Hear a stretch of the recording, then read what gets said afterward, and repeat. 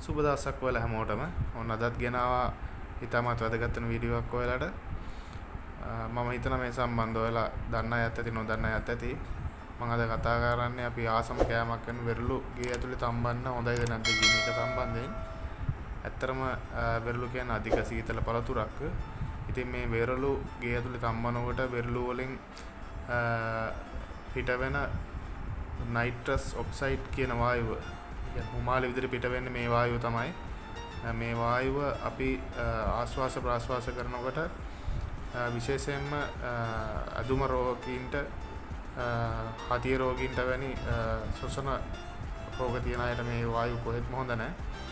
එතකොට මේක ගේ ඇතුලේ තම්බද්දි මේ වායුව නිවස තුළ වැඩි වෙලාවක් රැඳිලා තියෙනවා. එතකොට අපි වැඩි වෙලාවක් මේ ආශ්වාස ප්‍රාශ්වාස කිරීම තුළින් අපේ මොළයට ඉතාමත් හානිදායක වෙනවා.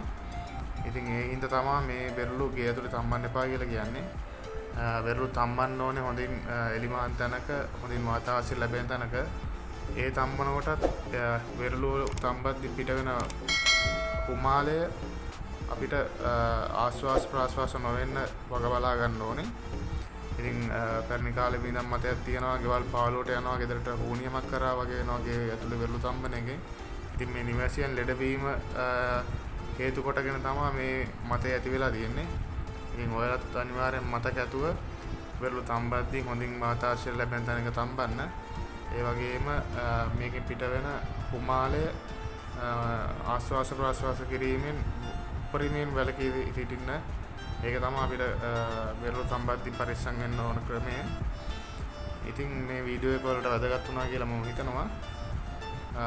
ඉතින් ඔයාලත් වෙරළු තම්බලා කන්න ආසය හැමෝම මේ මම කියපු දේ අනිවාර්යෙන් මතක තියාගන්න. ඉතින් ඔයාලට නිදුක් නිරෝගී ජීවිතයක් ප්‍රාර්ථනා කරනවා. එහෙනම් නැවතත් මෙවැනි වීඩියෝ එකක් තුලින් හමු වෙන්න බලාපොරොත්තු වෙමින් අදට මම ඔයාලෙන් සමු ගන්නවා. ඔයාලා හැමෝටම සුබ දවසක්. ඒ වගේම මතක ඇතුව මගේ channel එක subscribe කරන්න කියලා ඔයාලා හැමෝම ඉල්ලා සිටිනවා. එහෙනම් ඔයාලා හැමෝටම සුබ දවසක්.